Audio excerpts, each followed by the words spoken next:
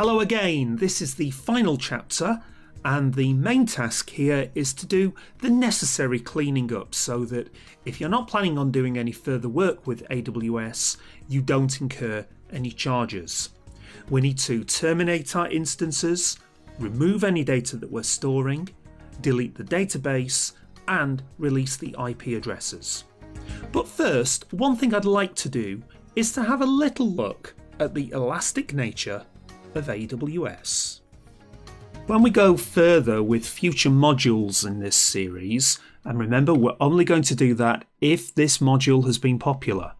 So it might not happen, it depends on the viewing figures, but if we do go forward with this, we will be demonstrating the elastic nature of AWS. And roughly that means that we can set things up so that we get automatic scalability. If our website got too busy, then AWS is able to automatically create bigger servers, extra servers, and balance the loads between them. Absolutely amazing features it provides. But just to wrap up this module, I want to give you at least a hint as to the elastic nature of AWS. If we go into the EC2 console, now that we have this elastic IP address, we can get a little bit cleverer and a little bit more flexible. Now let me give you a scenario here. Let's say that our running instance has been doing a very good job, but because it's a small instance, or a micro instance actually, eventually it's not going to be able to deal with the weight of traffic. So we've decided as an organization that we want to scale up and we want to run on a bigger piece of hardware, but we want the minimal amount of downtime possible. Well, what I could do is I could go into our running instances and I can fire up a brand new instance, which is a direct copy of the instance we have here. So it will have the same operating system, it will have the same, all of the work we've done on this course will be transferred across to it. And I can switch to that new server by simply reallocating the IP address to that new server. So the feature I'm trying to demonstrate here is if we click on that server, under the actions list you will find there is a image option and I can select create image. Now an image is an Amazon machine instance that you've seen before. It's a snapshot of a running server that we can fire up at will on other hardwares. So I could give this image name as this is my live server after building, and I can go straight to create image. That's giving us a link to this snapshot screen which we haven't seen so far. Snapshot will take a while to create, so you may see that there's no snapshots for a while, and eventually you should see something like this. We definitely have now a snapshot available. Now if I go back to my instances, so we've outgrown our T2 micro, so I would like to now launch a new instance. And now here's the big difference. When we started this course, we could only work with the quick start, which had these predefined AMIs. But if I click on my AMIs, I now have my own image that I can work with. This is our live server after building. So I can select that. And now, crucially, I can select a different hardware set. Now, if you're following along, and there really is no need to follow along with this part of the course, you can stop right now really.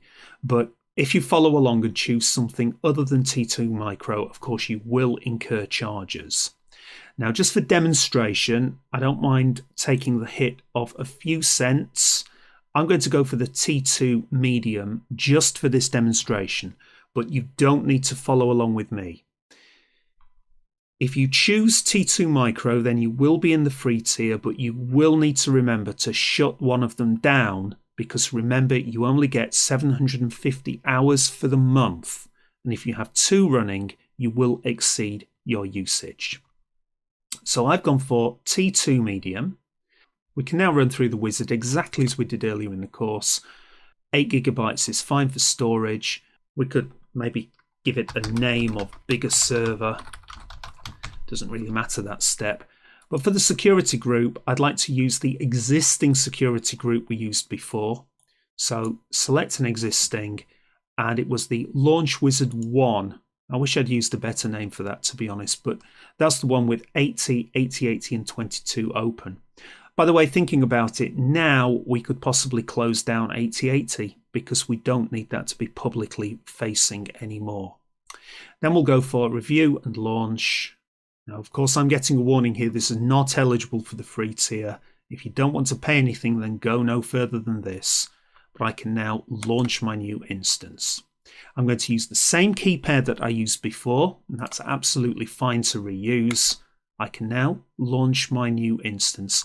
And I hope I've just demonstrated there the huge power of AWS, the flexibility really, that was almost a brainless operation to fire up a brand new piece of hardware. Go back to the EC2 instance list. I can now go to my running instances, and my new bigger server is still initializing. Now I should stress, I hope it's fairly obvious, but my existing instance, which I've not done anything with so far, should still be running. No problem there. That's the IP address 52.17.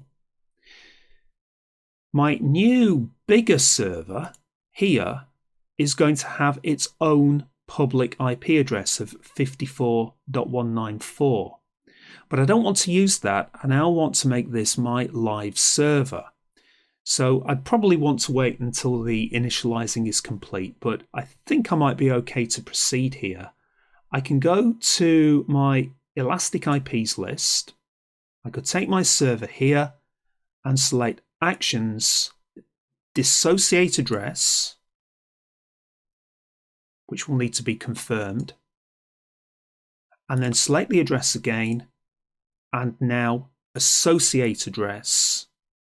And the instance we're looking for is our new bigger server, and click Associate. And it was as easy as that. And we should find, going back to the browser, that our site is still responding. Now, it's not actually obvious that this is now running on a different piece of physical hardware, but I guess we can prove it by going back to the running instances. We'll select the micro instance and we'll do a stop. We'll confirm that that needs to be stopped. And then we can now see that that micro server has been stopped, and yet the site is still responding perfectly well. Now I've got to give you a word of warning here. When you are using one of these Elastic IPs and you have changed the physical server that IP address is pointing to, you may find or you will find actually, that you will be unable to connect to the instance using SSH. Let me demonstrate. I'm back here in SSH and I'll just recall my connection command, which worked perfectly well a few moments ago when this IP address was pointing to the other physical server.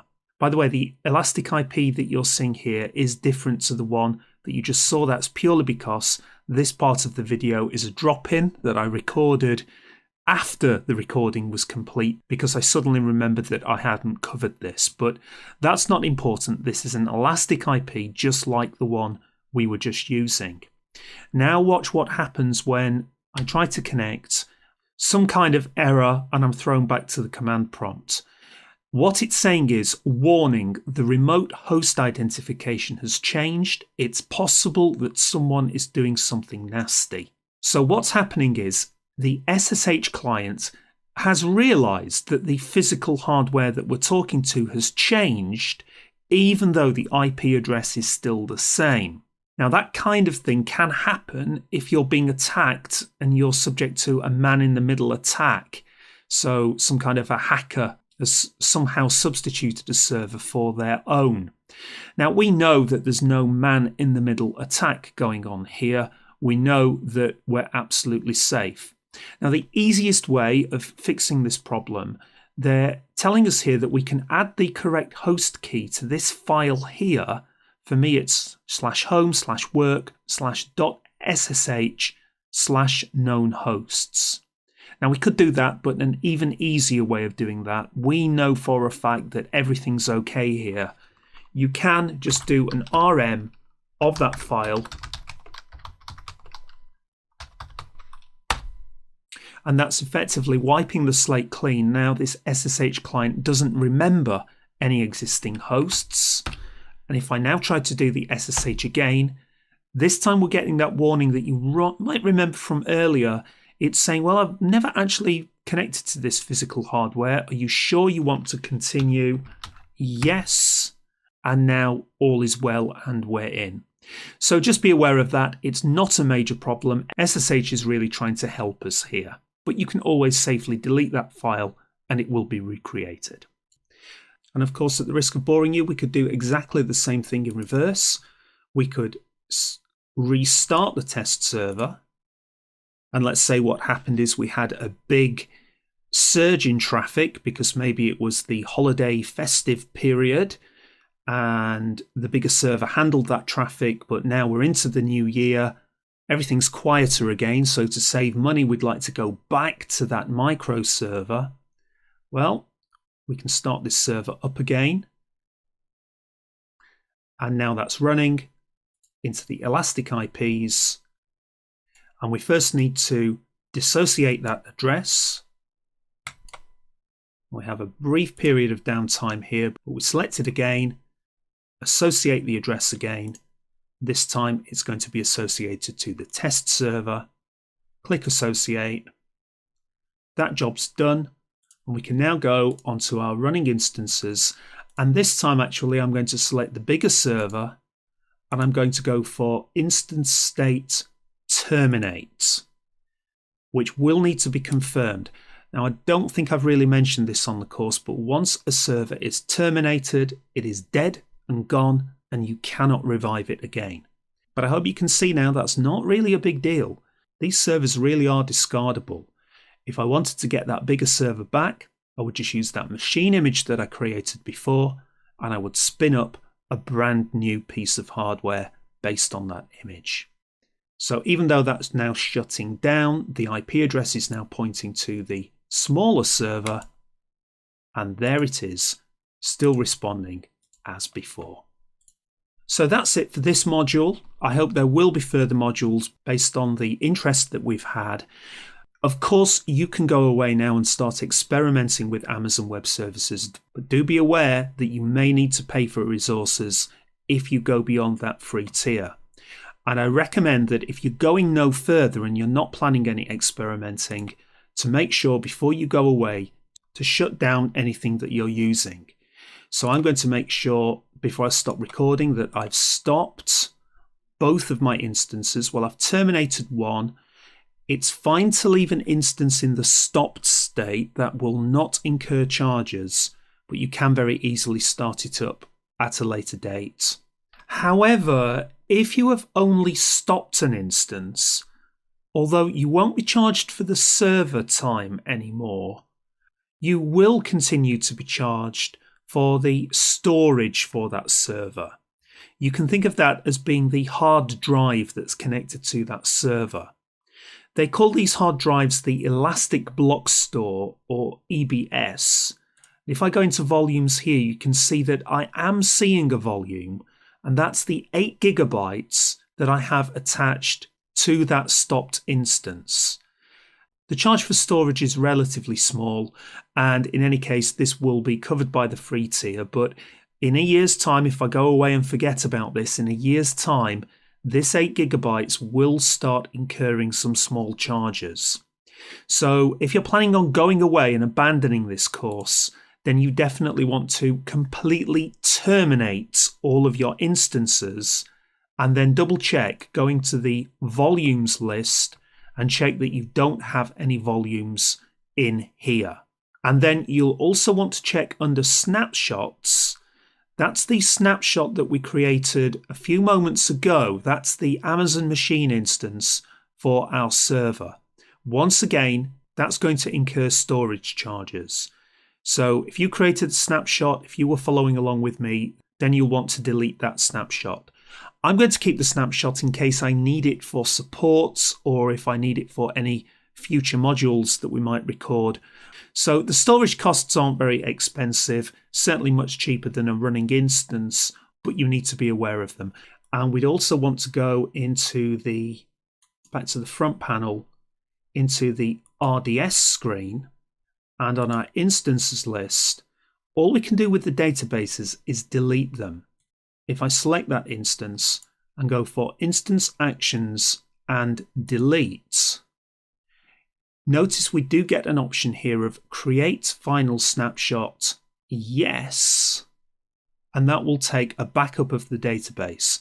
So that means we can very easily fire up a new instance later on based on that snapshot. Once again though, that snapshot is going to incur some storage charges.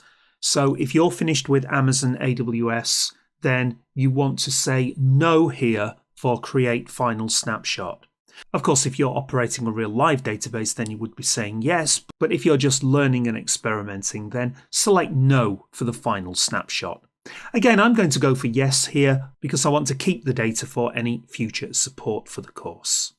So we'll click delete, and it will take a time. It will be in the status of deleting for quite a while. And another cleanup step we will need to follow is to make sure, back to EC2, now that we've shut down those instances, we will want to go to the elastic IPs. Now remember, this IP will cost ½ cent an hour, in other words 12 cents a day, if it's not associated with a running server. So I am going to select that now, and I'm going to select, first of all, dissociate address, confirm, and then second of all, very important, release address. Now be aware that once you've released it, you're not going to get it back. So you wouldn't be doing this if it's allocated with a live domain name, but of course for us that's fine, so we can release it. So that's it for this introduction to Amazon Web Services, or really it's more an overview of DevOps and how you might deploy a Java application to the cloud. I hope this has given you a good flavour, and I hope that in the future we'll be creating further modules which will be covering some of the more esoteric services on here, but in particular I would love to go deeper into the elastic side of AWS. But until then, I've been Richard Chesterwood, and I will see you on another course soon.